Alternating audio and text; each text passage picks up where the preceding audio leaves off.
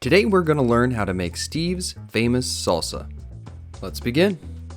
So what you're going to need is 8 tomatoes, a red onion, a jalapeno, lemon, and lime, 6 cloves of garlic, cilantro, salt, pepper, cumin, garlic powder, and a food processor.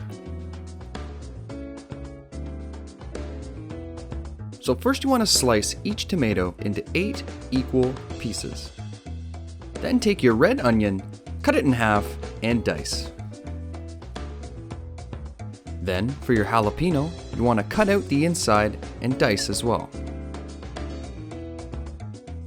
Next, you're going to finely mince each clove of garlic into small pieces. And for your lemon and lime, you want to squeeze 1 tablespoon of juice from each. Next, rough chop about a half a cup of cilantro. Now take 1 teaspoon of garlic powder, a half a teaspoon of cumin, a half a teaspoon of pepper, and a teaspoon of salt, and mix them together in a small bowl.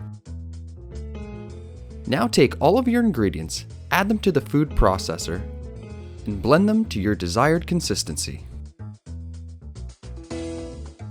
Now grab your favorite chip and enjoy.